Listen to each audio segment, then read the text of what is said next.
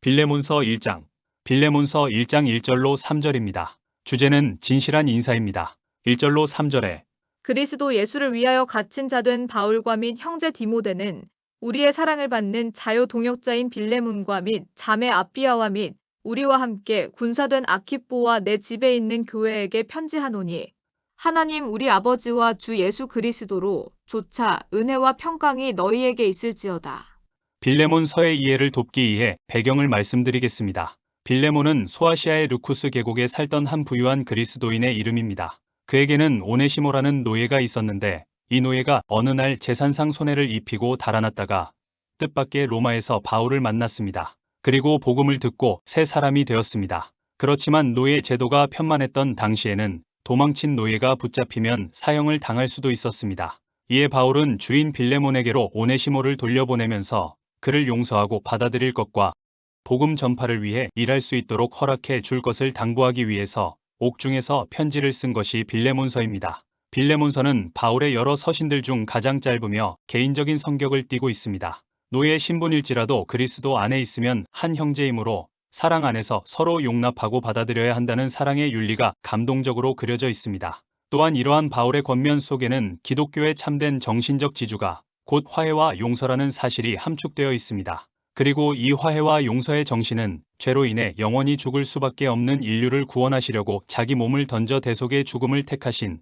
그리스도의 참된 용서와 신적 사랑에서 기인됩니다. 이러한 바울의 편지는 그리스도의 은혜를 체험한 사람은 형제의 잘못을 용서해야 할 책임이 있음을 조용히 일깨워 줍니다. 빌레몬서의 핵심 단어는 용서입니다. 사도 바울은 빌레몬에게 오네시모를 용서할 것을 간청했습니다. 빌레몬이 오네시모를 용서해 준다면 오네시모가 빌레몬과 교회를 위해 유용한 사람이 될 수 있으리라는 것을 확신 있게 말하고 있습니다. 이렇게 하여 오네시모는 용서를 받아 교회를 위해 일하게 되었으며 후에는 에베소 교회에서 주교의 자리까지 올랐다고 합니다.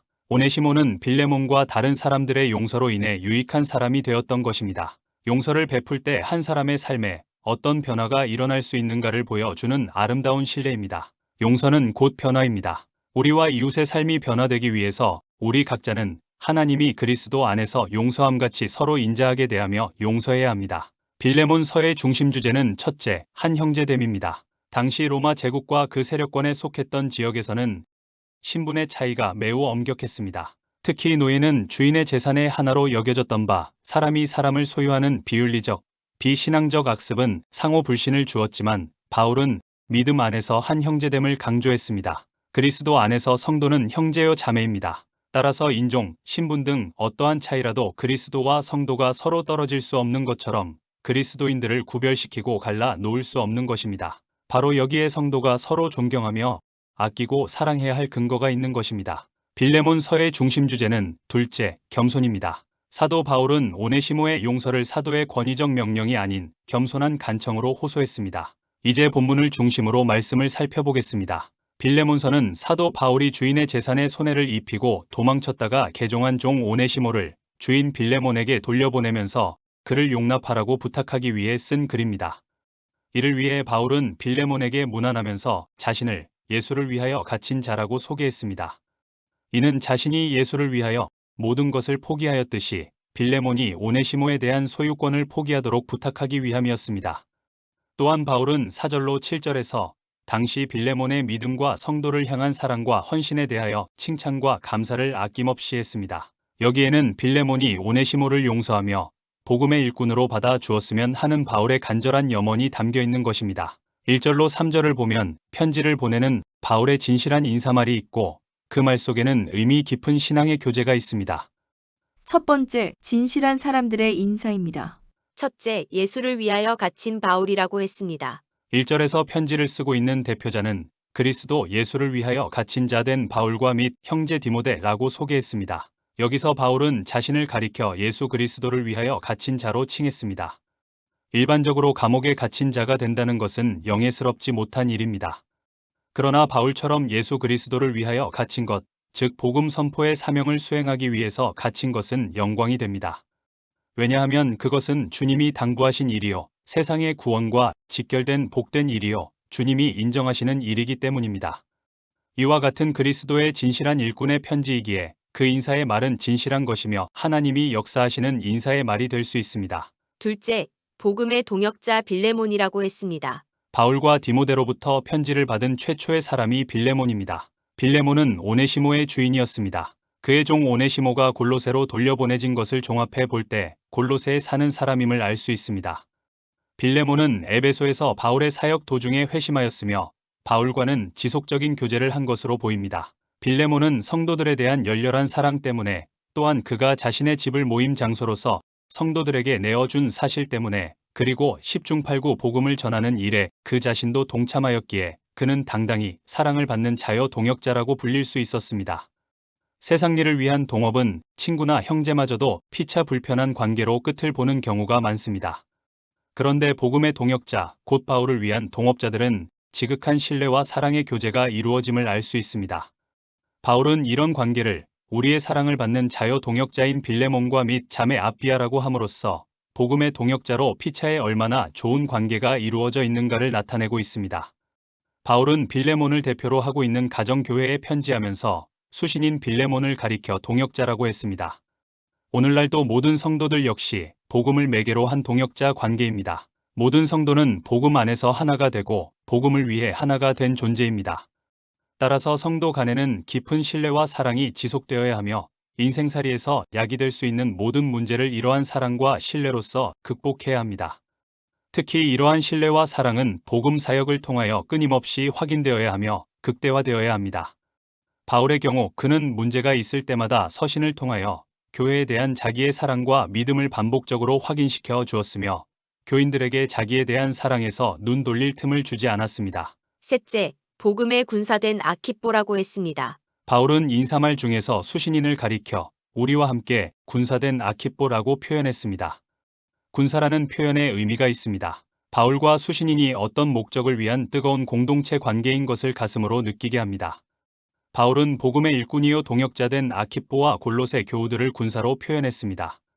그가 디모데에게 보낸 서신을 보면 군사를 복음 전파를 위한 고난의 동역자, 자기 생활에 연연하지 않고 주님을 기쁘시게 하는 사명의 사람으로 표현했습니다. 디모데 후서 2장 3절로 4절에 내가 그리스도 예수의 좋은 군사로 나와 함께 고난을 받을지니 군사로 다니는 자는 자기 생활에 얽매이는 자가 하나도 없나니 이는 군사로 모집한 자를 기쁘게 하려 함이라. 아키뽀와 골로새 교우들이 바로 이러한 자들이었던 것입니다. 뜨거운 사랑과 운명의 공동체 의식을 가진 자들끼리는 인위적인 노력 없이 자연스럽게 사랑의 교제가 오고 가기 마련입니다. 두 번째, 진실한 기원의 인사입니다. 첫째, 은혜가 있을지어다 라고 했습니다. 바울은 문안하는 모든 교회에 그랬듯이 빌레몬의 가정교회에도 마찬가지로 하나님 우리 아버지와 주 예수 그리스도로 조차 은혜와 평강이 너희에게 있을지어다 라고 기원했습니다. 이러한 기원은 의례적인 말이 아닙니다. 왜냐하면 은혜와 평강의 근원이 하나님 우리 아버지와 주 예수 그리스도이기 때문입니다. 빌레몬의 가정교회에 모이는 회중에게 선포한 은혜는 인간의 편에서는 공로 없이 받는 무조건적인 선물이며 하나님의 편에서는 하나님의 선택과 절대적인 주권에 따른 자비입니다. 둘째, 평강이 있을지어다 라고 했습니다. 평안은 은혜의 결과입니다. 우리를 위해 값없이 흘려주신 보혈의 공로로 말미암아 인간은 하나님과 더불어 화목하게 되었고 영혼이 잘됨으로 진정한 번영과 영적인 온전함을 받게 된 것입니다. 또한 건강의 축복을 받게 됩니다. 어리석은 인간은 세상의 환란에 부딪히면 곧잘 하나님의 은혜를 망각하고 사단의 괴계에 휘말려 듭니다. 그러므로 바울은 이것을 다시 한번 기원함으로써 빌레몬과 골로새 교우들이 이를 잃지 않기를 바랐습니다. 주님이 주신 평안은 세상의 누구도 앗아갈 수 없는 영원한 것입니다.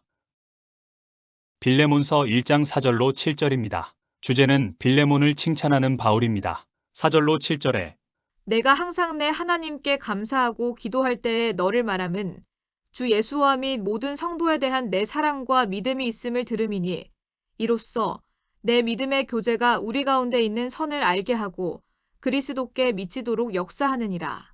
형제여 성도들의 마음이 너로 말미암아 평안함을 얻었으니 내가 너의 사랑으로 많은 기쁨과 위로를 얻었노라.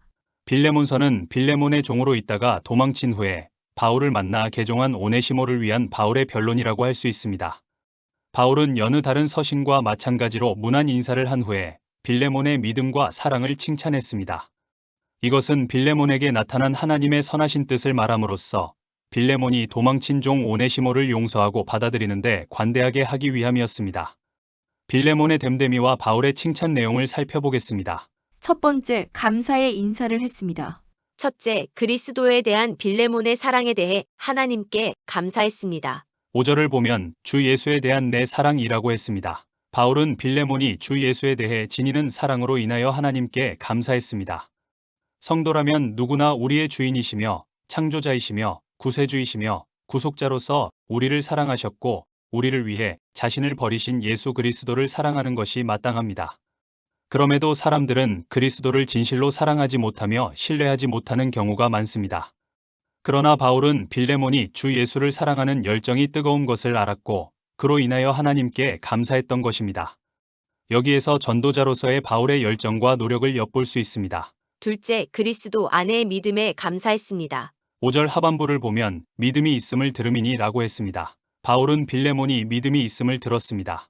믿음은 구원의 은혜이며 그리스도인의 삶의 원칙이며 모든 선행의 근본이 됩니다. 따라서 성도들은 예수 그리스도에 대한 믿음이 어떤 환경에서도 흔들리지 않도록 굳게 잡아야 합니다. 빌레몬은 바로 이러한 믿음을 소유한 자였습니다. 그러니 그의 생활은 자연히 기쁨과 사랑이 넘쳐날 수밖에 없었습니다. 바울은 빌레몬의 믿음에 관한 소식을 전해 들었다고 했는데 이처럼 주위 사람들로부터 믿음을 인정받는다는 것은 쉬운 일이 아닙니다. 그래서 바울은 빌레몬의 믿음으로 인해 감사했던 것입니다. 셋째, 성도에 대한 사랑으로 감사했습니다. 5절 중반부를 보면 모든 성도에 대한 내 사랑이라고 했습니다. 빌레몬은 그리스도를 믿고 사랑하되 특별히 그리스도의 사랑으로 성도들을 사랑함으로써 사랑의 실천자가 되었습니다. 그리스도에 대한 사랑은 이웃과 형제에 대한 사랑으로 나타나게 되어 있습니다. 이것이 십자가의 원리이며 성경이 보여주는 진리입니다. 빌레몬은 이러한 진리를 보여준 인물이었습니다. 바울이 빌레몬으로 인해 하나님의 은혜가 나타나게 된 것을 감사하는 것도 당연했습니다. 빌레몬은 이처럼 신앙적으로 모범을 보였으며 신실했던 것입니다. 성도의 믿음과 사랑은 소문이 날수록 좋습니다. 5절을 보면 주 예수와 민 모든 성도에 대한 내 사랑과 믿음이 있음을 들음이니 라고 했습니다. 여기서 내는 빌레몬을 가리키는 것으로 바울이 하나님께 감사하고 그를 위해 기도한 이유입니다. 더불어 이는 빌레몬에 대한 칭찬이기도 합니다. 2절 하반부를 보면 아키뽀와 내 집에 있는 교회에게 편지하노니 라고 했습니다. 이를 통해 빌레몬이 골로새 교회의 장소를 제공했던 성도였음을 알 수 있습니다. 자신이 가진 재산을 자기 것으로 여기지 아니하고 주님의 교회를 위해 내어놓은 빌레몬의 행위는 많은 성도들에게 위로가 되었습니다. 빌레몬은 하나님에 대한 믿음뿐만 아니라 형제들을 향한 사랑도 풍성했습니다. 7절을 보면 형제여 성도들의 마음이 너로 말미암아 평안함을 얻었으니 내가 너의 사랑으로 많은 기쁨과 위로를 얻었노라고 했습니다. 우리도 이러한 성도가 되어야 합니다. 나로 말미암아 많은 성도들이 평안함을 얻는 존재가 되어야 하는 것입니다. 당시 바울은 골로새 교회의 사역을 마치고 바울에게 돌아간 에바브라를 통해 빌레몬의 소문을 들었거나 빌레몬의 집에서 도망친 노예 오네시모를 통해 빌레몬의 소문을 들었을 것입니다. 여기에서 잠시 에바브라에 대해 살펴보겠습니다. 골로새 교회의 개척자며 복음 전도자 에바브라는 로마 옥중에 있는 바울을 방문하여 골로새 교회와 성도들의 소식을 전합니다. 에바브라는 바울이 에베소 두란노에서 3년간 복음을 가르칠 때 회심한 이방인으로 자신의 고향인 골로새에 가서 빌레몬의 집에서 가정교회를 개척합니다. 빌레몬은 로마인들이 부리는 노예를 가질 수 있는 재력가로 그의 가족 전부가 주님을 믿었습니다. 빌레몬의 아내 아비아와 아들 아키뽀는 복음과 함께 골로새 성도들에게 믿음의 본이 되었으며 교회에 많은 영향을 주었던 것으로 짐작됩니다. 에바브라는 골로새서에서 언급된 것처럼 그리스도 안에서 함께하는 신실한 형제이자 그리스도의 신실한 일꾼이요 나아가서는 예수 그리스도의 종이라고 불려집니다. 그런 에바브라가 로마 옥중에 있는 바울을 찾아가 골로새 교회의 어려움을 나누면서 도움을 구해야 했던 이유가 있었습니다. 그것은 골로새 교회를 위협하는 이단 영지주의자들이 창조주 하나님과 성육신하신 예수 그리스도를 이분화시키고 천사 숭배와 신비주의 경험을 강조하고 있었기 때문입니다. 이들은 예수께서 실제로 시공간적 한계에 묶인 육체와 인간성을 갖지 않았고 단지 환영처럼 유령의 몸을 갖고 이 땅에 임하셨다는 가연설을 주장했습니다. 그리고 구원을 이루기 위해서는 최고 수준의 지식이 필요하며 그것에 맞는 비밀스런 깨달음이 있어야 한다고 주장하면서 모세의 율법을 강조하고 유대교 혼합주의와 이교도들의 철학으로 성도들을 현혹하였습니다. 에바브라는 골로새 교회의 어려운 상황들을 바울과 나누면서 성도들의 연합을 위해 감옥에 있던 오네시모를 골로새로 파송하는 것에 동의합니다. 에바브라는 오네시모가 누구인지 잘 알고 있었을 것입니다. 이렇게 하여 오네시모는 감옥에서 골로새 교회로 보내진 최초의 파송된 사역자가 됩니다. 다시 본론으로 돌아가서 성경에는 빌레몬과 같은 믿음과 사랑의 소문이 여럿 등장합니다. 브리스길라와 아굴라의 헌신적인 섬김은 이방인의 모든 교회에게 감사거리가 되었습니다. 믿음과 사랑의 소문은 성도들로 하여금 감사하게 만들며 세상을 향한 아름다운 향기가 되어 불신자들을 생명으로 인도하는 데 유익한 정보가 됩니다. 그래서 베드로는 성도들을 향해 너희가 이방인 중에서 행실을 선하게 가져 너희를 악행한다고 비방하는 자들로 하여금 너희 선한 일을 보고 권고하시는 날에 하나님께 영광을 돌리게 하라고 했습니다. 세상에 좋은 소문이 나려면 평범하게 신앙생활하려는 태도를 버려야 합니다. 적당히 세상과 타협하려는 신앙으로는 좋은 소문이 날 수 없기 때문입니다.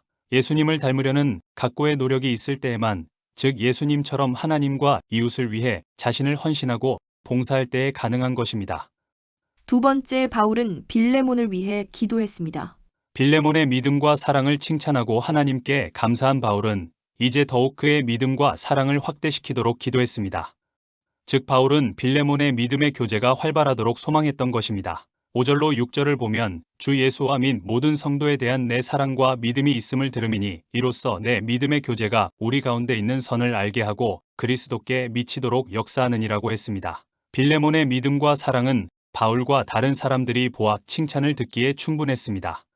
그럼에도 바울이 빌레몬의 믿음과 사랑이 더욱 활발하도록 기도하는 데는 그만한 이유가 있었습니다. 믿음과 사랑은 정적인 것이 아니기 때문입니다. 믿음과 사랑은 한계나 끝이 있는 것이 아닙니다. 할수록 부족한 것이 믿음과 사랑입니다. 왜냐하면 거룩하시고 완전하시며 사랑 자체이신 하나님께서 보시기에 인간의 사랑은 여전히 부족하기 때문입니다. 그러므로 성도는 믿음과 사랑이 장성한 분량에 이르도록 노력해야 합니다. 에베소서 4장 13절에 우리가 다 하나님의 아들을 믿는 것과 아는 일에 하나가 되어 온전한 사람을 이루어 그리스도의 장성한 분량이 충만한 데까지 이르리니. 세 번째, 바울은 빌레몬의 믿음과 사랑을 증거했습니다. 바울은 빌레몬의 사랑으로 말미암아 기쁨과 위로를 얻었는데 그 이유는 빌레몬이 성도들의 마음을 평안케 했기 때문이었습니다. 사람 중에는 다른 사람들의 마음을 평안케 해주는 사람이 있습니다. 이로 인해 많은 사람이 따르게 됩니다. 그런데 바울은 빌레몬이 사랑으로 다른 사람들의 마음을 평안케 했다고 증거합니다. 이상과 같은 내용을 통해 빌레몬의 됨됨이와 신앙을 알 수 있습니다. 성도들은 자신으로 인해 다른 사람들이 쉼을 얻을 수 있도록 해야 합니다. 이것이 곧 사랑입니다. 사랑이 드러날 때 하나님의 나라는 가까워집니다. 바울이 빌레몬의 여러 모습을 칭찬했듯이 성도들도 칭찬받는 사람이 되어야 합니다. 이보다 더 중요한 칭찬은 훗날 하나님으로부터 잘했다, 착하고 충성된 종이라고 칭찬받는 것입니다. 빌레몬서 1장 4절로 7절입니다. 주제는 유익한 성도입니다. 4절로 7절에 내가 항상 내 하나님께 감사하고 기도할 때에 너를 말함은 주 예수와 및 모든 성도에 대한 내 사랑과 믿음이 있음을 들음이니 이로써 내 믿음의 교제가 우리 가운데 있는 선을 알게 하고 그리스도께 미치도록 역사하느니라. 형제여 성도들의 마음이 너로 말미암아 평안함을 얻었으니 내가 너의 사랑으로 많은 기쁨과 위로를 얻었노라.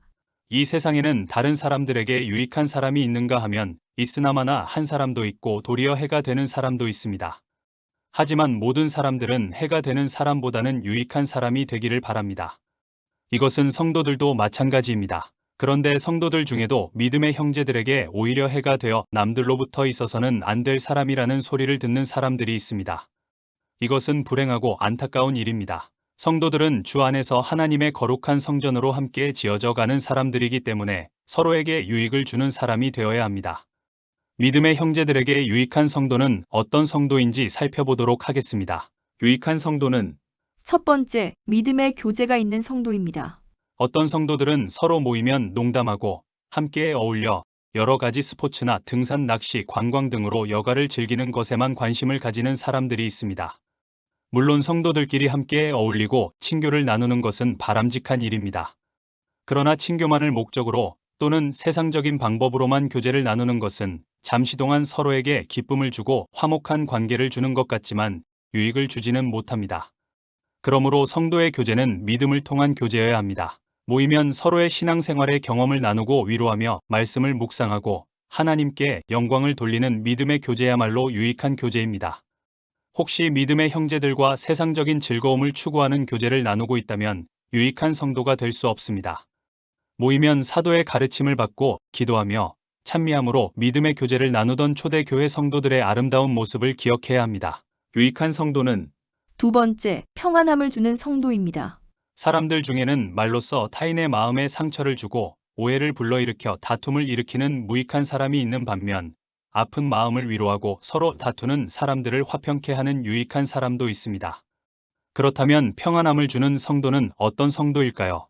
평안함을 주는 성도는 첫째, 믿음의 형제들을 대할 때 주님을 본받아 사랑으로 대하고 허물을 감싸줌으로 마음에 기쁨과 평안함을 주는 성도입니다. 둘째, 가정적으로나 사회적으로 또는 물질적으로나 정신적으로 어려운 일을 당한 성도들을 찾아가서 위로하고 용기를 주는 성도이며 믿음의 형제에게 하나님의 일을 열심히 하도록 권유하고 도와줌으로 축복을 받게 하는 성도입니다. 그러므로 우리는 실족해 하고 상처와 아픔을 주는 사람이 아닌 말과 행동으로 평안함을 주는 성도가 되어야 합니다. 유익한 성도는 세 번째, 깨끗하고 선한 삶을 사는 성도입니다.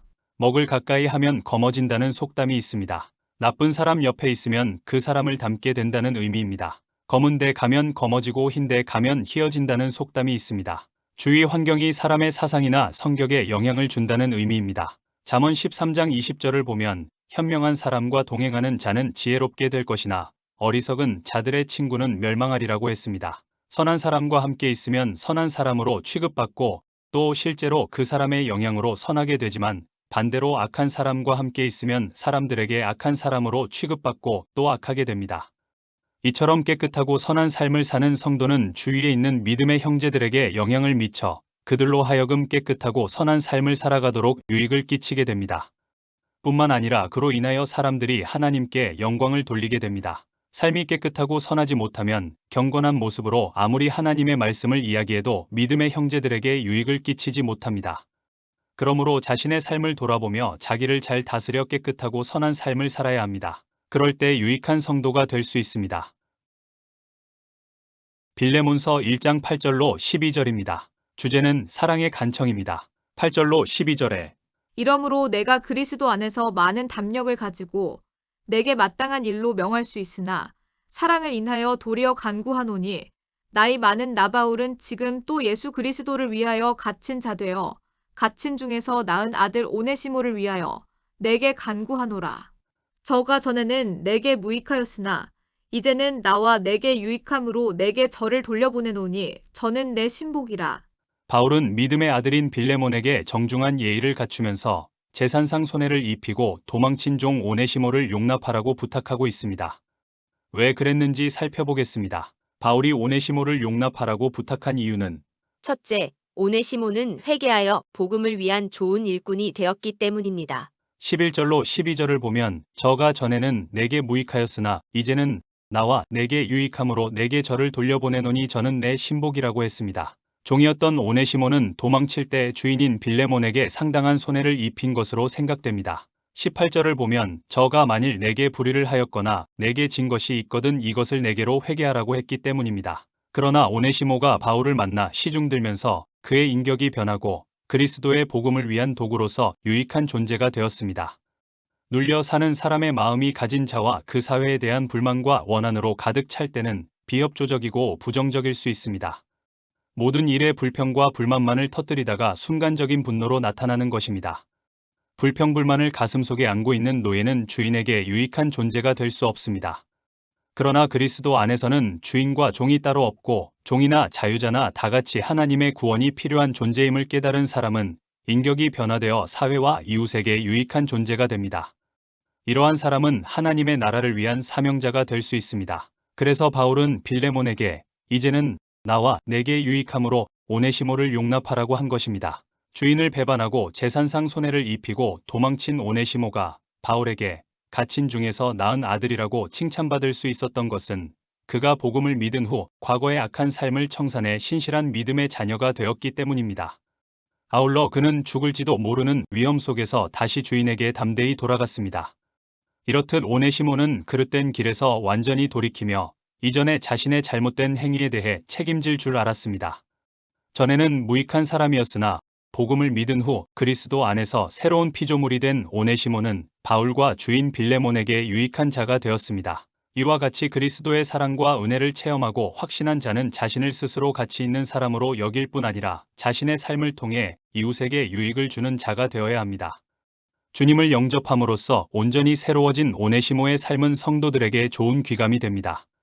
바울이 오네시모를 용납하라고 부탁한 이유는 둘째, 그리스도 안에서 한 형제가 되었기 때문입니다. 16절을 보면 이후로는 종과 같이 아니하고 종에서 뛰어나 곧 사랑받는 형제로 둘자라 내게 특별히 그러하거든 하물며 육신과 주 안에서 상관된 내게라고 했습니다. 오네시모는 육적으로 말하면 빌레몬의 종입니다. 그러나 같은 믿음을 가진 이상 같은 하나님의 아들들로서 형제입니다. 이전에는 주인과 종으로서 육적 관계만 맺어져 있었으나 이제는 한 믿음의 아버지이신 하나님을 통하여 그리스도 안에서 한 형제가 되었으니 영적 관계를 중요시하여 형제로 사랑하라는 것입니다. 특히 빌레몬이 오네시모를 종이 아니라 사랑하는 형제로 받아들여야 할 이유는 빌레몬의 선생이요 믿음 안에서 아비가 된 바울과도 형제처럼 사랑하는 관계였기 때문입니다. 어떤 사람은 여기에서 바울이 당시의 악습이었던 노예 제도를 철폐하라고 말하지 않았다고 비난할 수도 있습니다. 그러나 바울은 근본적으로 노예 제도를 부정하는 태도를 분명히 하고 있습니다. 그것은 노예인 오네시모를 형제로 여기라는 말씀에서 이를 알 수 있습니다.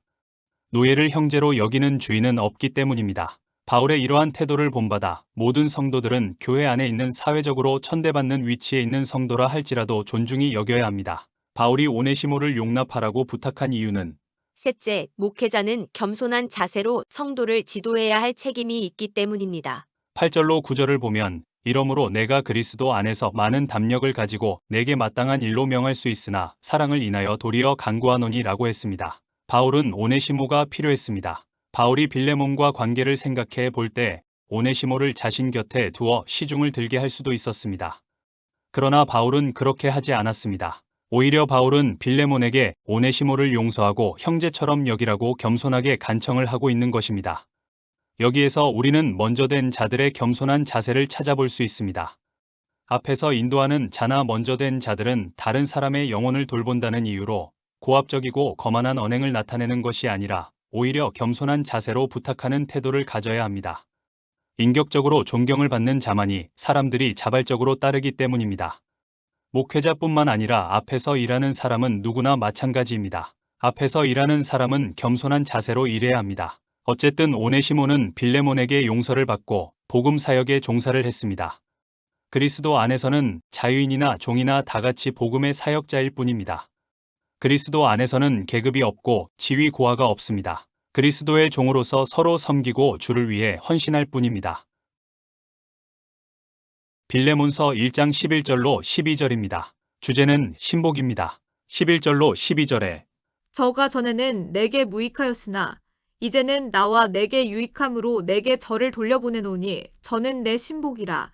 신복은 마음 놓고 부리거나 일을 맡길 수 있는 사람이라는 말로 신복지인이라고도 합니다. 무슨 일을 도모하고 진행하려고 해도 정말 속을 내놓고 믿을 만한 주변 인물이 없어 벅찰 때가 있습니다. 그래서 복심이라고도 하고 신복이라고도 하는 존재가 필요합니다. 따지고 보면 사람은 혼자만으로 어떤 일을 감당하는 것이 아닙니다. 함께하는 존재들, 즉 세력이 있어야 하는데 그만한 인물들이 주변에 없다면 큰일을 하기는 어려울 것입니다. 고갱지신이라는 사자성어는 다리와 팔에 비길 만한 신하라는 뜻으로 임금이 가장 믿고 중하게 여기는 신하라는 뜻입니다. 신복과 같은 맥락의 말로 서경, 익직편에 나오는 말입니다. 어진 황제로 잘 알려진 순 임금이 어느 날 신하들에게 말하기를 그대들과 같은 신하들은 짐의 팔과 다리요 눈과 귀로 내가 백성들을 위해 돕고자 하니 그대들이 대신해 달라며 이어서 나에게 만약 어긋남이 있을 때는 그대들이 나를 보살피며 규정해 달라. 내 앞에서 순종하는 척하다가 물러간 후에 이러쿵저러쿵 쓸데없는 말을 할 것이 아니라 그 자리에서 직접 충고해 달라. 또한 좌우의 동료들과 서로 공격하며 예의에 어긋남이 없도록 하라. 관리들은 백성들의 참뜻을 나에게 전하는 것이 임무이므로 올바른 이치를 천하에 선양토록 할 것이며 잘못을 뉘우치는 자가 있으면 관직에 등용하고 그렇지 못한 자에게 철퇴를 가해 나라의 위엄을 보이도록 하라고 요청합니다. 순 임금이 성군이 되는 데는 신하들의 보좌가 필요했고 나라가 잘 되기 위해서는 제도의 준수, 인애와 형벌의 병행이 필요했던 것입니다. 이와 같은 뜻으로 고장지신, 주석지신, 자직지신이 있습니다. 고장지신은 다리와 손바닥 같은 신하, 주석지신은 나라를 떠받치는 중심이 되는 신하, 자직지신은 나라의 안위를 맡은 중신이라는 뜻입니다. 12절을 보면 내게 저를 돌려보내노니 저는 내 신복이라고 했습니다. 여기에서 신복은 오네시모입니다. 바울은 종의 입장인 그를 다시 주인에게 돌려보내면서 그를 자신의 신복이라 소개하며 아껴줄 것을 요청하고 있습니다. 내 신복이라는 말을 새 번역에서는 내 마음이라고 번역했는데 이것은 자신의 마음과 같이 아끼는 특별한 존재라는 의미일 것입니다. 바울은 마음으로부터 아끼는 오네시모를 주인에게 돌려보내며 이후로는 형제로 받아들여 달라고 요청하고 있는 것입니다. 아끼는 마음이 없이는 불가능한 표현입니다. 내면으로부터 아끼고 사랑하는 오네시모를 보내는 바울의 마음이 쉽지 않았을 것이라는 짐작이 가능합니다. 아끼는 사람이었기에 보내고 싶지 않았을 수도 있었을 것입니다. 하지만 그를 보내며 자신의 신복임을 밝히는 것은 보통 보증이 아닙니다. 이럴 정도의 인정과 평가를 받을 수 있기도 쉽지 않습니다. 보내는 이와 보냄을 받는 이의 모습이 정겹습니다. 각자가 섬기는 교회들이 마음을 함께 나눌 때 서로에게 위로와 힘이 될 것입니다. 빌레몬서 1장 8절로 14절입니다. 주제는 식지 않는 바울의 열정입니다. 8절로 14절에 이러므로 내가 그리스도 안에서 많은 담력을 가지고 내게 마땅한 일로 명할 수 있으나 사랑을 인하여 도리어 간구하노니 나이 많은 나 바울은 지금 또 예수 그리스도를 위하여 갇힌 자 되어 갇힌 중에서 낳은 아들 오네시모를 위하여 내게 간구하노라. 저가 전에는 내게 무익하였으나 이제는 나와 내게 유익함으로 내게 저를 돌려보내노니 저는 내 신복이라. 저를 내게 머물러 두어 내 복음을 위하여 갇힌 중에서 내 대신 나를 섬기게 하고자 하나 다만 내 승낙이 없이는 내가 아무것도 하기를 원치 아니하노니 이는 너의 선한 일이 억지같이 되지 아니하고 자의로 되게 하려 함이로라. 자신에게 주어진 일을 일관성 있게 추진해 나간다는 것은 쉬운 일이 아닙니다. 아무리 이래도 세상적으로는 눈에 보이는 유익이 나타나지 않을 수도 있는 하나님의 일을 해나갈 때는 더욱 그렇습니다. 그래서 성도들 가운데는 믿음의 길을 걸어가다 중도에서 포기하는 이들이 종종 있습니다. 또 믿음의 길을 걸어가면서도 사명 감당에 있어 열심을 내지 못하고 봉사와 헌신을 쉬는 자들도 있습니다. 그러나 하나님의 참 일꾼인 사도 바울은 여러 가지 악조건 속에서도 자신에게 주어진 복음 전파 사역의 길을 꿋꿋이 걸어갔습니다. 어떤 악조건이 있었을까요? 첫째, 나이가 많았습니다. 바울은 빌레몬에게 편지를 쓰면서 자신을 나이 많은 나 바울이라고 했습니다. 여기서 나이 많은에 해당하는 헬라어는 뿌레스비테스입니다. 뿌레스비테스는 당시 60세 전후의 연령을 가리킬 때 사용하는 단어입니다. 이를 통해서 알 수 있는 것은 바울이 빌레몬서를 기록할 당시의 나이가 약 60세 정도였음을 알 수 있습니다. 바울은 인생의 말년에 이르기까지 쉬지 않고 복음 증거하는 일을 계속했던 것입니다. 이러한 사실은 그가 죽음을 눈앞에 두고 디모데에게 마지막으로 보낸 서신에서도 잘 나타나 있습니다.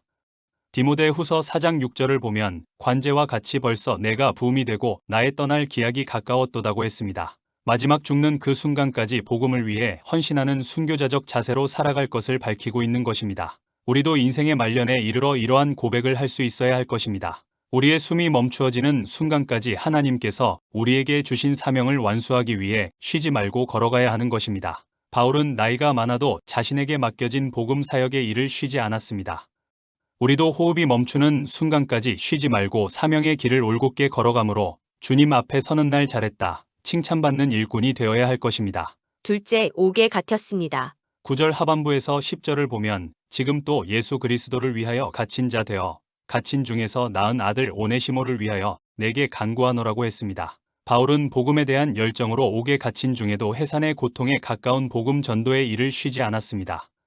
그런데 대부분의 성도들은 복음을 전하거나 봉사를 하는 중에 조금만 어려움을 당하고 손해를 보게 되면 복음 전하는 일과 봉사를 멈추려 합니다. 주의 일을 하면서 어떠한 고난을 받는다 할지라도 열정이 식어서는 안 될 것입니다. 주를 위해 힘쓰는 것이야말로 이 땅에서의 잠시 동안의 고난과는 비교도 할 수 없는 영원한 영광을 가져온다는 사실을 기억해야 합니다. 고린도 후서 4장 17절로 18절에 우리의 잠시 받는 환난에 경한 것이 지극히 크고 영원한 영광에 중한 것을 우리에게 이루게 함이니 우리의 돌아보는 것은 보이는 것이 아니요 보이지 않는 것이니 보이는 것은 잠깐이요 보이지 않는 것은 영원함이니라. 이 세상에서 고난과 핍박을 당하셨던 주님의 뒤를 따라가는 우리는 어떠한 악조건 속에서도 식지 않는 열정이 있어야 합니다. 우리 각자에게 맡겨진 주님의 일은 이미 우리가 받은 주님의 은혜뿐만 아니라 장차 우리에게 있을 은혜로운 축복과 영광의 약속을 생각할 때 지체하거나 게으름을 피울 수 없는 일입니다. 바울은 우리에게 좋은 귀감이 됩니다. 그는 노년에 이르고 옥중에 갇혀있는 공고한 처지에 놓이게 되어서도 주님을 위한 복음 사역의 일을 포기하지 않았고 믿음의 선한 양심에 비추어 해야 할 일을 외면하지 않았습니다. 우리 역시 이를 본받아 어느 때, 어느 곳, 어떠한 상황에서라도 그리스도에 대한 사랑의 열정을 불태우는 참된 주의 일꾼이 되어야 할 것입니다. 빌레몬서 1장 13절로 14절입니다. 주제는 사도 바울의 인격입니다. 13절로 14절에 저를 내게 머물러 두어 내 복음을 위하여 갇힌 중에서 내 대신 나를 섬기게 하고자 하나 다만 내 승낙이 없이는 내가 아무것도 하기를 원치 아니하노니 이는 너의 선한 일이 억지같이 되지 아니하고 자의로 되게 하려 함이로라. 사도 바울을 만난 오네시모는 이름의 뜻과 걸맞는 유익한 사람이 되었습니다. 전에는 무익했던 자가 바울을 만나 그리스도를 영접하고 회개하여 주인인 빌레몬과 바울에게 유익한 종이 된 것입니다. 오네시모가 바울을 만나지 못했다면 그는 여전히 죄 중에 머물러 있었을 것이고 당시 노예들이 도망할 때 취했던 도적질이나 살해 등을 서슴지 않고 행했을 것입니다. 그러나 오네시모는 바울을 만남으로 그의 일생에 있어 진정한 자유를 누릴 수 있었습니다. 도망친 노예는 로마법에 의해 대가를 치러야 하는 죄인이었지만 바울로부터 신복이란 호칭을 들을 만큼 사랑을 받았습니다. 바울의 이러한 사랑을 통해 우리는 사망에 처한 인간들을 대하시는 하나님의 사랑을 엿볼 수 있으며 아울러 바울의 성숙한 인격을 알 수 있습니다. 바울의 인격은 첫째, 고통을 인내할 줄 알았습니다. 바울이 빌레몬에게 편지를 쓰던 때는 복음을 전파하다 옥고를 당하는 중이었습니다. 그는 갇혀 있었으므로 자유롭게 복음을 전할 수 없었음은 물론 빌립보에서 파견된 에바브로 디도나 의사였던 누가 그리고 그 외의 동료들보다 더 가까이에서 신변을 보살펴 줄 수 있는 봉사자가 필요했습니다. 이러한 상황에서 오네시모는 적격자였습니다. 그러나 바울은 자신의 형편대로 자신의 마음대로 결정하지 않았습니다. 그리스도로 인해 갇혔으므로 믿는 성도였던 빌레몬에게 오네시모에 대한 권리를 주장할 수도 있었으나 오네시모를 돌려보내는 것이 마땅하다는 의무감 때문에 자신의 필요를 내색하지 않았습니다. 고통을 인내할 줄 알았던 것입니다. 바울은 남에게 부담을 주지 않기 위해 스스로 감내하는 본을 보인 것입니다. 바울의 이러한 본은 사역자들뿐 아니라 모든 성도에게 귀감이 됩니다. 좀 더 성숙한 그리스도인은 타인에게 자신의 필요를 요구하거나 무례한 부탁을 하지 않습니다.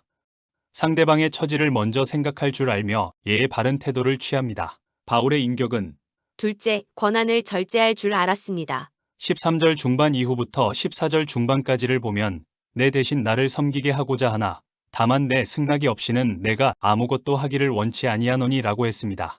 오네시모가 로마에서 바울을 섬기는 것은 빌레몬을 대신해서 하는 일이므로 오네시모의 봉사를 통해 빌레몬은 그가 할 수 있는 영적 의무를 다하는 계기가 될 수 있었습니다. 바울은 이러한 영적 의무를 빌레몬에게 요구할 수 있는 입장이었습니다. 즉 사도의 권한으로 성도에게 영적 의무감을 깨우쳐주고 사도가 복음으로 인해 옥에 갇힌 것은 곧 성도들로 함께 책임져야 함을 알려줄 수도 있었던 것입니다. 그러나 바울은 사도의 권위를 사용해 공민권을 침해하지 않았습니다. 이러한 바울의 태도는 기독교는 개인의 권리를 무시하거나 약화시켜서는 안 되고 오히려 그 권리를 인정해 주고 강화시켜 주어야 함을 보여줍니다. 그러나 바울의 태도가 노예 제도를 인정한다는 것은 아닙니다. 분명히 바울은 기독교는 인종이나 신분에 차별을 두지 않고 있음을 천명했습니다. 로마서 3장 30절에 할례자도 믿음으로 말미암아 또는 무할례 자도 믿음으로 말미암아 의롭다 하실 하나님은 한 분이시니라. 고린도 전서 12장 13절에 우리가 유대인이나 헬라인이나 종이나 자유자나 다 한 성령으로 세례를 받아 한 몸이 되었고 또 다 한 성령을 마시게 하셨느니라. 갈라디아서 3장 28절에 너희는 유대인이나 헬라인이나 종이나 자주자나 남자나 여자 없이 다 그리스도 예수 안에서 하나이니라. 바울은 사회 제도를 용인하면서 그리스도의 사랑으로 모든 문제들을 해결해 나갔습니다. 권위로 목이 곧은 유대인들과는 달리 사랑과 겸손과 양보로 자신의 권위를 보여 주었습니다. 바울의 인격은 셋째, 다른 사람의 인격을 존중했습니다. 14절 중반 이하를 보면 이는 너의 선한 일이 억지같이 되지 아니하고 자유로 되게 하려 함이로라고 했습니다. 이 구절을 통해 바울의 성숙한 인격을 한눈에 알아볼 수 있습니다. 자신의 인격보다 남의 인격을 존중하는 것은 성숙한 인간만이 행할 수 있는 아름다운 모습입니다. 또한 이것은 그리스도인으로서 갖추어야 할 기본적인 예의 중 하나입니다. 바울이 만일 오네시모를 그대로 머물도록 하고 빌레몬에게는 승인만을 구한다면 그것은 권리 침해요 억지라 할 수 있습니다. 사도의 권한은 개인의 권리보다 우선되거나 사회 제도를 파괴시키기 위해서 주어진 것이 아니었기에 바울은 빌레몬이 모든 것을 자유로 결정하기를 바랐습니다. 빌레몬의 자의에 의한 오네시모에 대한 용서와 그를 다시 바울에게 돌려보내는 일이야말로 선한 일입니다. 이처럼 선은 인간의 자유의지에 의해 행해져야 합니다. 타인에 의해 억지로 하는 선행은 외식적인 것이 될 수밖에 없고 외식적인 선행은 결국 죄책감을 수반합니다. 따라서 억지로 강요하는 것은 타인의 인격을 존중하는 행위가 아닙니다. 타인의 인격을 존중하는 것은 그 사람이 행사할 수 있는 권리를 인정해 주는 것입니다. 지위고와 남녀노소를 막론하고 인간의 인격은 존중되어야 합니다. 인간은 누구나 하나님의 형상대로 지음받은 인격체이기 때문입니다. 타인의 인격을 존중할 줄 아는 자만이 사람과 하나님으로부터 존중받게 됩니다. 오늘날 성도들이 바울에게 본받아야 할 점은 열정적인 신앙뿐 아니라 이처럼 다른 사람의 자유와 권리를 침해하지 않는 점임을 기억해야 합니다. 빌레몬서 1장 15절로 16절입니다. 주제는 기독교와 사회적인 문제입니다. 15절로 16절에 저가 잠시 떠나게 된 것은 이를 인하여 저를 영원히 두게 함이니 이후로는 종과 같이 아니하고 종에서 뛰어나 곧 사랑받는 형제로 둘 자라 내게 특별히 그러하거든 하물며 육신과 주 안에서 상관된 내게랴. 바울은 오네시모를 주인인 빌레몬에게 돌려보내면서 그를 종으로서가 아니라 한 형제로 맞아 달라고 부탁을 합니다. 이것이 빌레몬 서의 내용입니다. 15절을 보면 저가 잠시 떠나게 된 것은 이를 인하여 저를 영원히 두게 함이니 라고 했습니다. 15절을 헬라어 원문으로 보면 아마도를 뜻하는 타카로 시작합니다. 이 말은 오네시모의 도주에 대한 하나님의 섭리가 있음을 추정하는 바울의 마음을 반영합니다. 이러한 사실을 고려하여 공동번역은 15절을 다음과 같이 번역했습니다. 그가 잠시 동안 그대에게서 떨어져 있었던 것은 아마 그를 영원히 그대의 사람으로 만드시려는 하나님의 섭리인지도 모릅니다. 15절을 보면 대조되는 두 쌍의 표현이 등장합니다. 잠시와 영원히가 대조를 이루고 떠나게 된 것과 두 개가 대조를 이루고 있습니다. 여기서 잠시는 오네시모가 빌레몬의 집에서 도망쳐 떠나 있었던 기간을 가리키고 영원히는 빌레몬과 다시 맺게 될 새로운 관계의 기간을 뜻합니다. 이는 오네시모가 빌레몬에게서 좋지 않은 동기로 도망쳤지만 그 배후에는 은밀한 하나님의 섭리가 있었음을 암시합니다. 즉 이 구절에 숨어있는 주어는 하나님이며 이러한 의미상의 주어는 두 개에 해당하는 동사에도 적용됩니다. 여기서 두 개로 번역된 헬라어 아페케스의 원형 아페코는 전문적인 상업 용어로서 돈을 받고 영수증을 준다는 뜻이며 이 구절에서는 되돌려받다는 의미로 쓰였습니다. 이러한 표현은 하나님이 빌레몬에게서 도망친 오네시모를 되돌려받도록 은밀히 섭리하셨다는 의미를 내포합니다. 오네시모의 도주는 개인의 고의적인 사건이었지만 그 안에는 하나님의 놀라우신 섭리가 숨겨져 있었음을 암시하는 것입니다. 오네시모는 자신도 모르는 사이에 하나님의 주권적 간섭 속에서 바울을 만나게 되었고 복음을 위한 신실한 일꾼이 된 것입니다. 바울은 진행되는 사건의 전 과정을 통하여 이러한 하나님의 섭리를 보았고 이러한 시각으로 빌레몬에게 오네시모를 받아 줄 것을 간청한 것입니다. 바울이 오네시모를 자신에게 두어 자신을 섬기기를 원하는 어떠한 암시도 하지 않고 잃어버린 종으로서의 오네시모에 대한 소유권이 전적으로 빌레몬에게 있음을 인정하는 모습만 보여줍니다. 16절을 보면 이후로는 종과 같이 아니하고 종에서 뛰어나 곧 사랑받는 형제로 둘 자라 내게 특별히 그러하거든 하물며 육신과 주 안에서 상관된 내게라고 했습니다. 오네시모를 단지 한 노예로서가 아니라 주 안에서 사랑하는 형제로서 받아들여주기를 요청하고 있습니다. 바울은 오네시모의 참된 회심과 변화된 삶을 보증하면서 자신과 오네시모가 영적인 형제 관계를 형성하였듯이 빌레몬 역시 그를 형제로 받아줄 것을 부탁하고 있는 것입니다. 오네시모가 빌레몬과 주종 관계라는 육신의 관계만 가졌을 때에는 빌레몬이 많은 노예 중 한 사람에 지나지 않았지만 이제 그리스도를 믿고 영접한 다음에는 바울의 사역을 돕는 사랑받는 믿음의 형제가 된 것입니다. 이에 바울은 빌레몬에게도 더 이상 그를 과거의 육신의 관계로만 따져 종으로 생각할 것이 아니라 주 안에서 영적으로 한 몸을 이루는 지체와 형제로 여겨 너그러운 아량을 베풀 것을 부탁하고 있는 것입니다. 오네시모를 어떻게 처리할지에 대한 결정은 전적으로 빌레몬에게 달려 있었습니다. 빌레몬은 오네시모를 세 가지 중 한 방법으로 대우할 수 있었습니다. 첫째는 오네시모를 용서하지 않고 법대로 처벌하는 것이고, 둘째는 오네시모를 전과 같이 자신의 종으로 삼고 자신의 가정교회를 섬기도록 하는 것이었고, 셋째는 오네시모를 바울에게 보내거나 아니면 자유인으로 해방시켜 주어 자유롭게 복음을 전하는 사역자가 되게 하는 것이었습니다. 바울은 이 중 세 번째의 방법을 바라고 있었으나 이 문제를 거론하거나 강요하지 않았던 것은 그것은 전적으로 빌레몬에게 달린 문제였기 때문입니다. 우리는 바울이 빌레몬과 오네시모 사이에 일어난 주인과 노예의 문제를 다루는 사건을 통해서 예수 믿는 이들이 사회적이고 도덕적인 문제를 어떻게 대처해야 하는지 좋은 교훈을 얻게 됩니다. 첫째, 기독교는 세상의 악에 대해 무관심할 수 없습니다. 흔히 보수적 신앙관을 가진 사람들은 이 세상은 사탄에게 속한 것이며 성도의 고향은 하늘나라이므로 우리는 잠시 이곳에 살다가 떠날 뿐이라는 생각에서 사회의 구조적 모순이나 타락을 외면하고 개인의 경건과 믿음만을 앞세웁니다. 그리고 예수님께서도 이 세상의 권세를 인정하고 순응하셨다고 말합니다. 그러나 우리가 성경을 아무런 편견 없이 읽는다면 창세기로부터 요한계시록까지 단순한 개인의 구원만을 말하고 있지 않고 성도가 이 사회 속에서 빛과 소금으로서 의무를 다해야 한다고 강조하고 있음을 알 수 있습니다.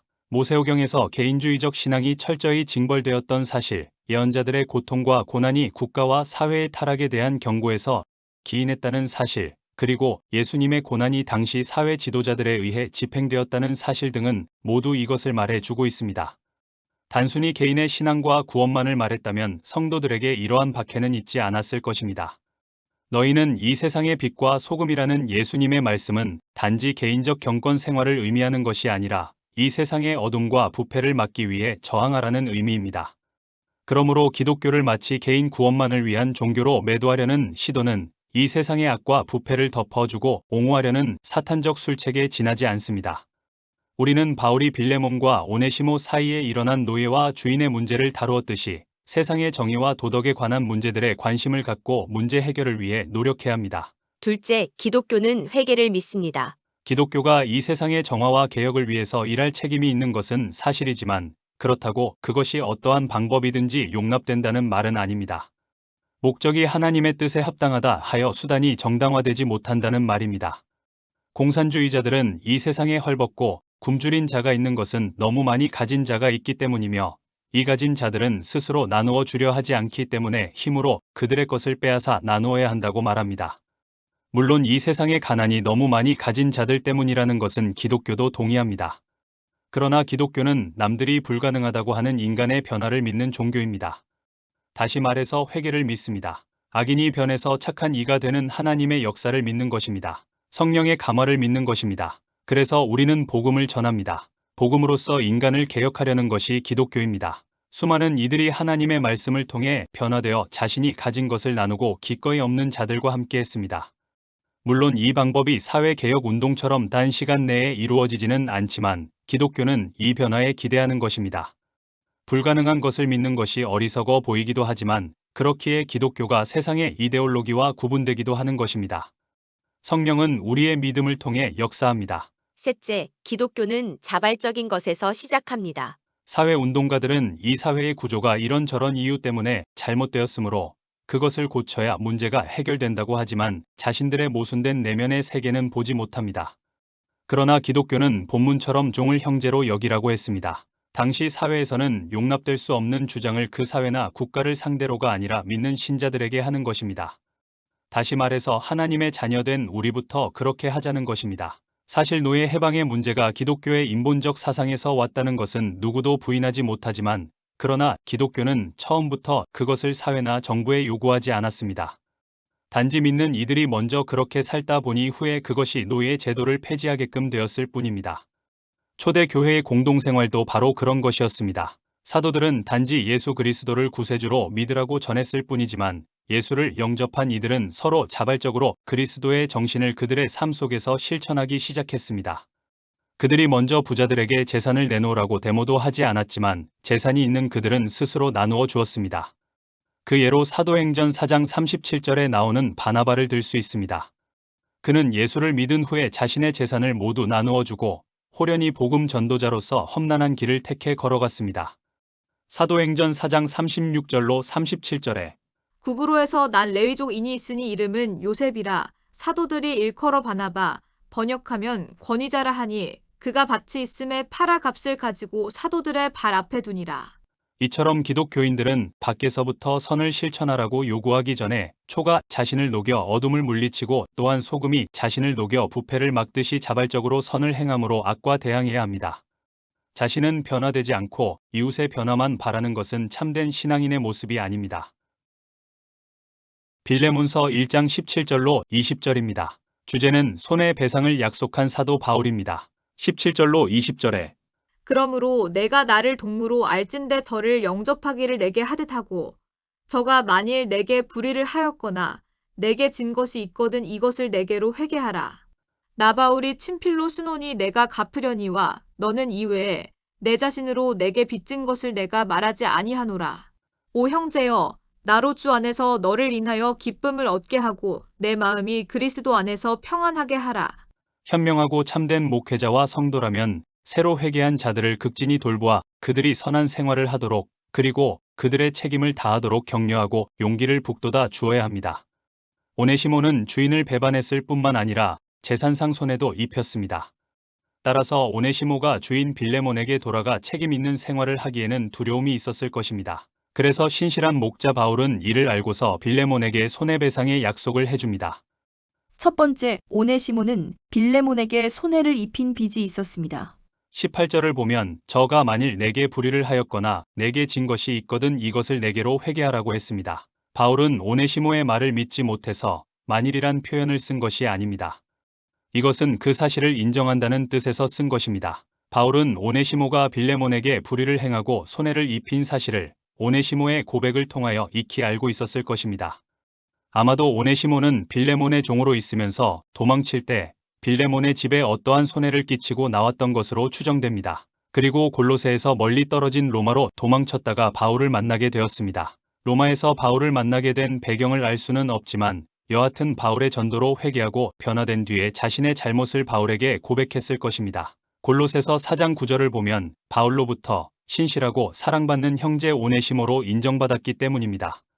진실로 회개하는 자는 하나님 앞에 자신의 잘못을 솔직히 고백하고 용서받기를 구합니다.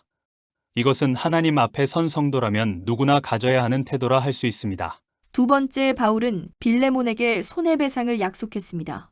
18절로 19절을 보면 저가 만일 내게 불의를 하였거나 내게 진 것이 있거든 이것을 내게로 회개하라. 나 바울이 친필로 쓰노니 내가 갚으려니와 너는 이외에 내 자신으로 내게 빚진 것을 내가 말하지 아니하노라고 했습니다. 바울은 오네시모를 빌레몬이 용서하기를 바라면서 오네시모에 대한 보증을 섰습니다.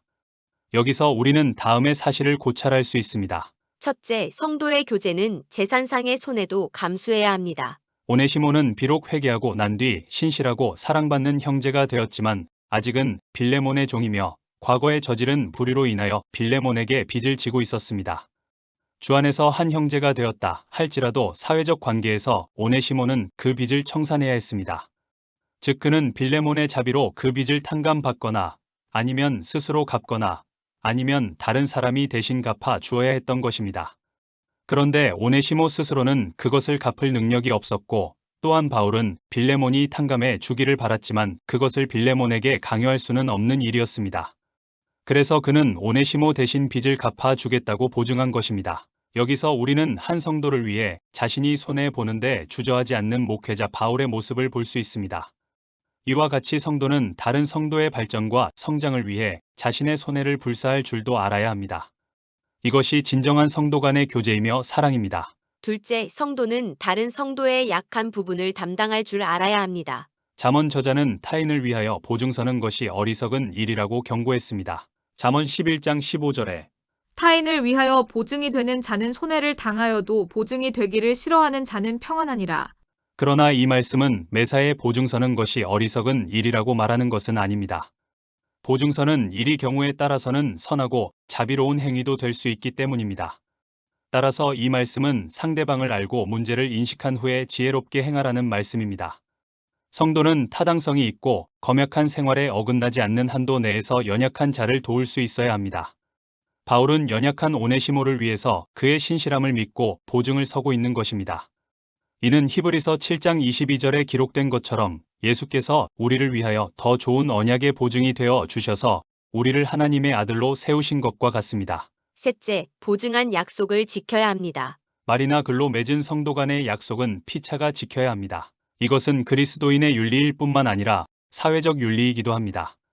산업사회로 특징 지워진 현대 사회에서는 약속이 경홀히 취급되므로 교회적으로나 사회적 문제가 되기도 합니다.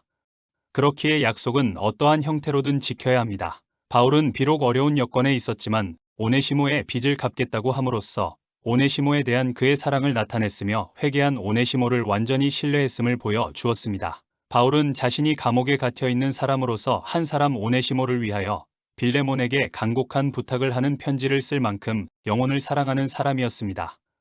이러한 열정이 있었기에 그는 복음을 위해 옥에 갇히는 고난도 자처했던 것입니다. 우리도 영혼 구원을 위해서라면 나의 모든 것도 포기할 수 있어야 합니다. 또 내가 전도한 사람에 대해서는 끝까지 돌아보며 그가 바른 신앙 위에서 하나님의 귀한 일꾼이 되기까지 자라나도록 세심한 관심과 배려를 아끼지 말아야 합니다. 빌레몬서 1장 21절로 22절입니다. 주제는 사역자에게 힘이 되는 성도입니다. 21절로 22절에 나는 내가 순종함을 확신함으로 내게 썼노니 내가 나의 말보다 더 행할 줄을 아노라. 오직 너는 나를 위하여 처소를 예비하라. 너희 기도로 내가 너희에게 나아가게 하여 주시기를 바라노라. 사람들 중에는 타인에게 부담을 주는 사람이 있는가 하면 어떤 사람은 다른 사람들에게 웃음과 용기를 주기도 합니다. 이런 모습은 사역자와 성도 사이에서도 볼 수 있습니다. 어떤 사람은 항상 문제를 일으키고 불화의 원인이 되어 사역자를 아프게 하는 반면 어떤 사람은 용기와 힘을 주고 보람을 느끼게 합니다. 본문을 보면 빌레몬이 사역자에게 힘을 주는 사람이었음을 알 수 있습니다. 빌레몬은 바울과 여러 사람들에게 인정과 칭찬을 받았던 훌륭한 성도였던 것입니다. 사역자에게 힘이 되는 성도는 첫째, 순종하는 성도입니다. 복과 저주를 갈라놓는 대표적인 단어는 순종과 불순종입니다. 순종과 불순종은 우리의 삶의 성공과 실패, 행복과 불행을 갈라놓는 키워드입니다. 순종은 행복한 삶을 보장하지만 불순종이나 배신은 인간의 삶을 불행하게 만듭니다. 순종하는 삶은 성공적인 삶으로 인도하지만 배반하는 삶은 실패를 자초합니다. 순종하는 삶은 복된 삶이지만 배반이나 불순종은 저주가 임하는 삶입니다. 영국의 청교도 작가 존 버녀는 100%의 순종은 100%의 행복을 주고 10%의 순종은 10%의 행복을 가져다 준다고 했습니다. 미국의 조지아 주립대학 토마스 스텔리 교수와 뉴욕 주립대학의 마케팅 학과 윌리엄 덴코 교수가 공동으로 미국의 100만 장자 1,000명을 대상으로 20여 년간 부자학을 연구하여 100만 장자가 되는 비결을 발표했습니다. 성공한 100만 장자들의 7가지 공통점 중 하나가 부모에게 순종 잘하는 가정에서 100만 장자가 나온다는 것입니다. 연구 결과 부모의 말에 순종한 직장인들이 일반 직장인들보다 100만 장자가 될 가능성이 400% 더 높은 것으로 나타났습니다. 이를 통해 부모에게 순종 잘하는 자녀들이 100만 장자가 되고 학교에서 선생님에게 순종 잘하는 학생이 공부를 잘하고 직장에서 상사에게 순종 잘하는 사람들이 승진이 빠르고 크게 성공한다는 것입니다. 이는 성경의 가르침에 대한 확증이라 할 수 있습니다. 그리스도인이 신앙생활을 하면서 가장 많이 듣고 실천을 강요받고 있는 말이 순종입니다. 그러나 진실한 순종이 아닌 자기 생각과 지식을 가미한 순종을 하면서도 자신의 믿음이 좋은 사람이라고 착각하는 이들이 있습니다. 순종의 기준은 사람이 아니라 하나님의 말씀입니다. 21절을 보면 나는 내가 순종함을 확신함으로 내게 썼노니 내가 나의 말보다 더 행할 줄을 아노라고 했습니다. 이 구절은 빌레몬이 그의 종 오네시모를 자유롭게 해방시켜 주도록 탄원하는 의미를 지니고 있습니다. 노예를 해방하는 것은 주인의 고유 권한이었으므로 바울은 그 같은 부탁을 명백하게 강요할 수는 없었습니다. 하지만 바울은 빌레몬의 신앙을 잘 알고 있었기에 이처럼 구체적으로는 언급하지 않아도 자신이 바라는 사항이 무엇인가를 간접적으로나마 제시할 수 있었습니다. 또한 빌레몬이 바울의 소망대로 행하리라는 희망을 가졌습니다. 사역자와 성도와의 관계는 바로 이러해야 합니다. 사역자와 성도와의 관계는 서로 인정과 신뢰를 받을 수 있어야 합니다. 바울은 빌레몬에게 내가 나의 말보다 더 행할 줄을 아노라고 했는데 성도들은 항상 이러한 기대를 받을 수 있어야 합니다. 남들이 가르치는 것, 사역자가 지도하는 것만 따르는 것은 초보적인 신앙 단계입니다. 성숙한 신자라면 이러한 교육에 순종하는 것뿐만 아니라 스스로 주의 일을 찾아 할 수 있어야 합니다. 어린아이가 어릴 때에는 부모님의 교육에 순종하고 그 말씀만 따르지만 성장해서는 스스로 옳은 일, 자립하는 일을 찾아 행하는 것과 마찬가지입니다. 이런 성도들이 많아질 때에 사역자는 큰 힘을 얻게 되고 서로가 연합하여 더욱 큰 일을 수행할 수 있게 됩니다. 사역자에게 힘이 되는 성도는 둘째, 보살피는 성도입니다. 22절 전반부를 보면 오직 너는 나를 위하여 처소를 예비하라고 했습니다.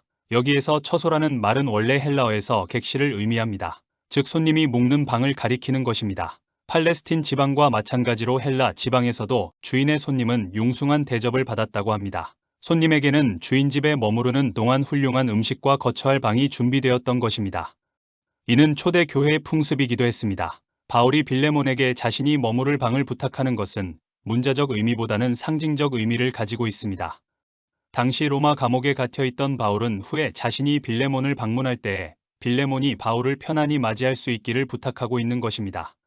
이것은 빌레몬이 오네시모를 받아들이는 것을 암시합니다. 바울이 빌레몬에게 어찌 보면 무례하기도 한 이러한 요청을 할 수 있었던 것은 그만큼 두 사람의 사이가 친밀했음을 반영합니다. 이처럼 성도는 사역자들과 친밀하고 편안한 관계를 유지할 수 있어야 합니다.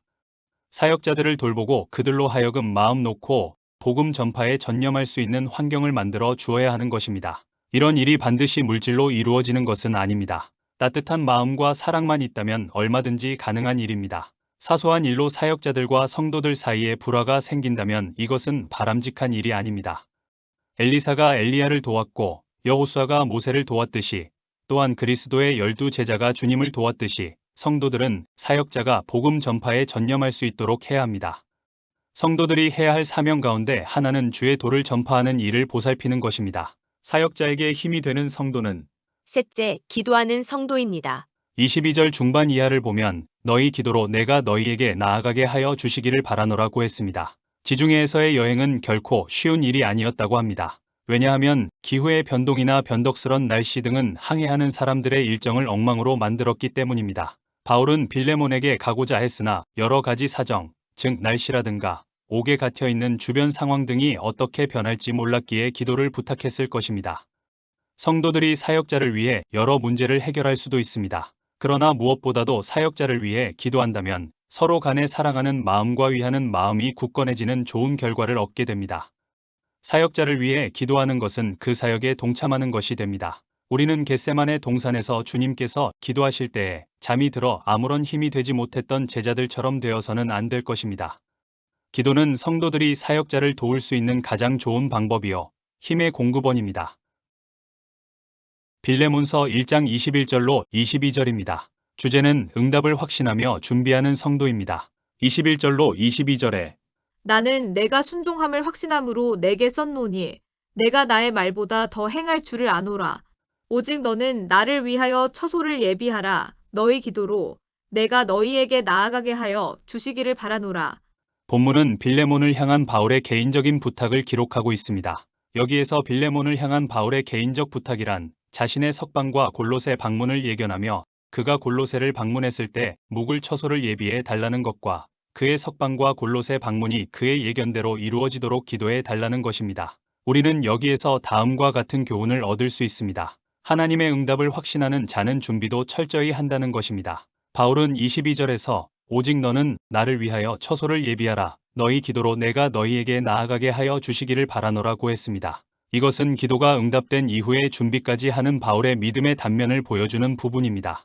1차로 로마 감옥에 투옥된 바울은 자신의 석방이 가까웠다는 것을 알게 되었습니다. 그러나 확정된 사실은 아니었습니다. 이 구절에서 빌레몬을 비롯한 골로새 교회 성도들에게 자신의 석방을 위해 기도를 부탁한 사실이 이를 입증해 줍니다. 바울은 모든 가능성 가운데서 이것을 확실히 이루는 것은 전적으로 하나님의 도우심임을 알기에 기도를 부탁한 것입니다. 잠언 16장 33절에 사람이 제비는 뽑으나 이를 작정하기는 여호와께 있느니라. 시편 127편 1절에 여호와께서 집을 세우지 아니하시면 세우는 자의 수고가 헛되며 여호와께서 성을 지키지 아니하시면 파수꾼의 경성함이 허사로다. 하나님의 섭리와 인도하심을 믿는 것은 좋은 믿음입니다. 그러나 모든 문제를 하나님께 맡겨놓고 정작 자신은 별 노력을 하지 않는다면 이것은 잘못된 태도입니다. 좋은 믿음은 자신이 기도한 것이 하나님의 뜻임을 확신하고 그 기도 응답을 믿음으로 준비하는 것입니다. 어떤 선교사는 비가 오기를 기도했다면 우산과 장화를 준비하라고 했습니다.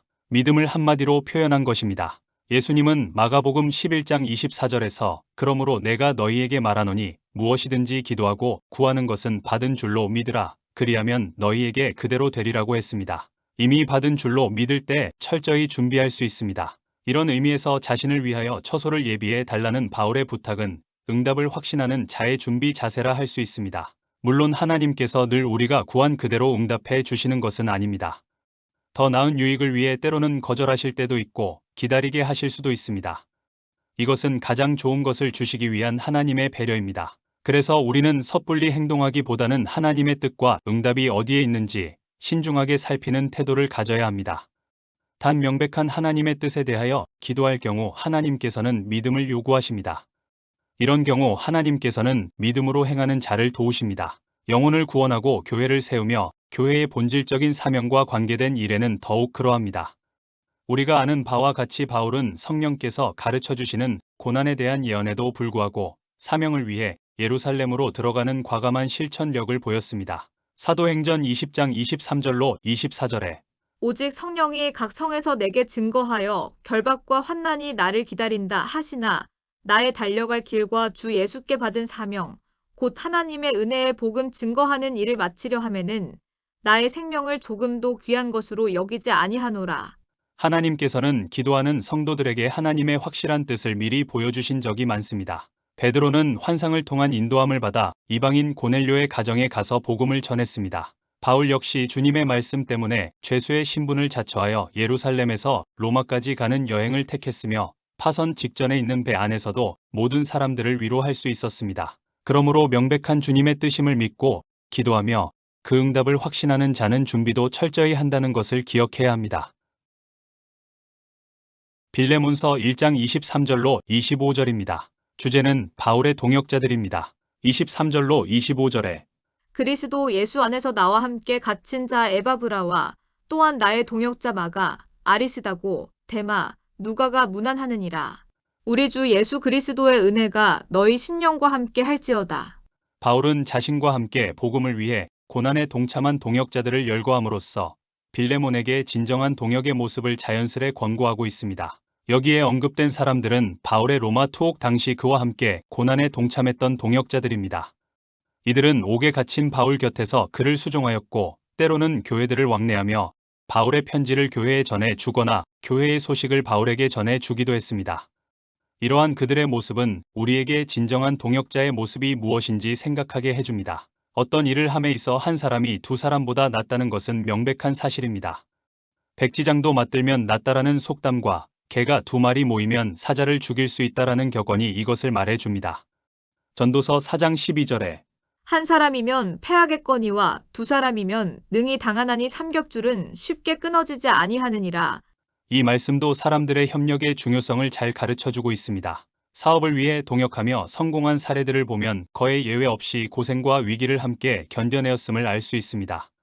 자신에게 유리하고 편할 때만 협력하는 사람에게는 큰 어려움을 만날 때 극복할 수 있는 힘이 비축되어 있지 않습니다. 그러나 어려움을 만났을 때 그것을 함께 견뎌낸 사람들은 마음이 서로 하나 되어 큰 일을 이룰 수 있습니다. 전우회가 활발하게 모일 수 있는 이유는 생사의 고비를 밥 먹듯 하는 전쟁터와 피나는 전투 훈련 속에서 같이 생활하고 이겨낸 동지들의 모임이기 때문입니다.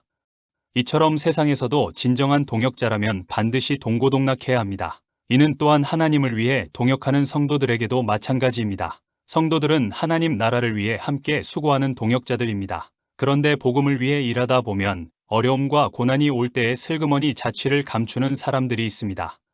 바울 주변에도 많은 사람들이 있었지만 바울이 투옥되자 몇몇 사람을 제외하고는 모두 바울 곁을 떠났습니다.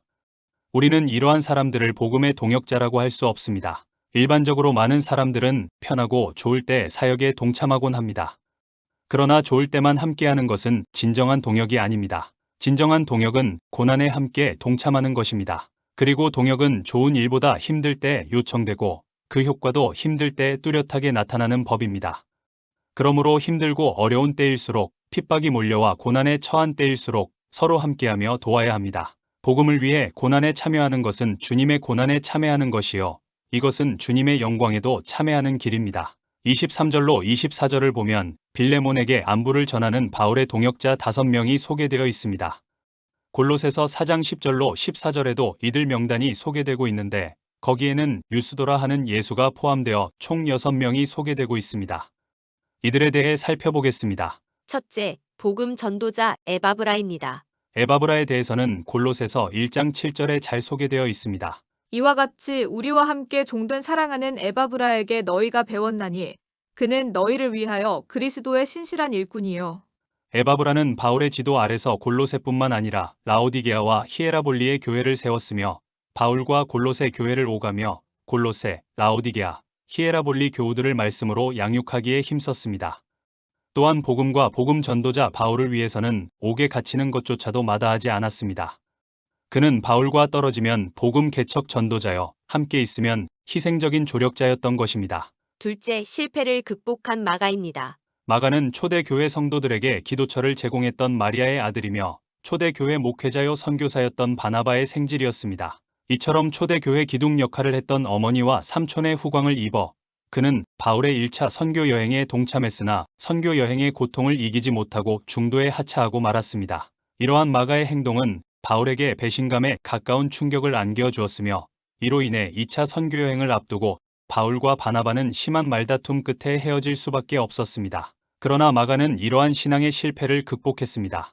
24절에서 바울이 보여주는 태도나 베드로가 마가를 아들이라고 부르고 있음은 이를 입증합니다. 그는 과거에는 복음 사역자에게 상처를 입히는 등 분란의 원인이었으나 실패를 잘 극복함으로써 복음 전도자에게 꼭 필요하고 위로가 되는 모범적인 신앙인이 되었습니다. 셋째, 끝까지 바울과 동역했던 아리스다고입니다. 아리스다고는 바울 서신에 많이 언급된 인물이 아닙니다. 24절과 골로새서 4장 10절에서 언급된 정도입니다. 그러나 사도행전을 보면 그는 바울에게 꼭 필요한 사람이었습니다. 그의 회심에 관한 기록은 성경에 나타나지 않고 바울이 에베소에서 아데미 신봉자들에 의해 봉변을 당할 때 함께 체포된 것이 그에 관한 성경의 최초 기록입니다. 그러나 그 이후의 기록을 종합해 보면 아리스다고는 바울의 곁을 떠나지 않은 듯합니다. 그는 바울이 에베소를 떠날 때 함께 떠났으며 로마 여행에도 동참했습니다. 그리고 24절과 골로새서 4장 10절에서 보듯이 바울과 함께 로마 감옥에 투옥되었습니다. 전승에 의하면 네로 치아 당시 로마 감옥에서 순교당했다고 합니다. 그는 화려한 명성이나 업적 등을 남기지는 않았지만 어떤 어려움 속에서도 그리스도와 복음 사역자를 버리지 않았던 신실한 신앙인의 표상입니다. 넷째, 유혹을 떨쳐 버리지 못한 데마입니다. 데마는 바울과 함께 로마 감옥에 투옥되기까지 한 훌륭한 사역자였습니다. 그러나 디모데 후서 4장 10절을 보면 그는 세상 유혹을 끝내 떨쳐 버리지 못하고 돌아선 자입니다. 물론 그가 배교하고 돌아선 것은 아니라는 데에는 대부분 학자들이 의견일치를 보이고 있습니다. 그러나 100번을 양보하더라도 그의 돌아섬은 그리스도와 함께하는 고통을 피한 행위요, 고통을 피해 일신의 안락을 추구한 행위입니다.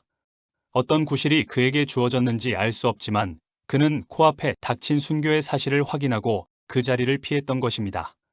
그리스도를 처음 믿을 때부터 자신을 온전히 헌신하지 못한 사람은 순교의 고통을 피하라는 사탄의 유혹을 뿌리칠 수 없는 법입니다. 다섯째, 바울을 끝까지 돌본 누가입니다. 누가는 시종일관 바울과 동역했으며 바울의 최후까지 함께했습니다. 디모데 후서 4장 11절을 보면 누가만 나와 함께 있느니라고 했습니다. 모든 동역자들이 이 일 저 일, 이 핑계 저 핑계로 로마 감옥에 있는 바울 곁을 떠났을 때 끝까지 바울 곁에 남은 사람은 누가뿐입니다.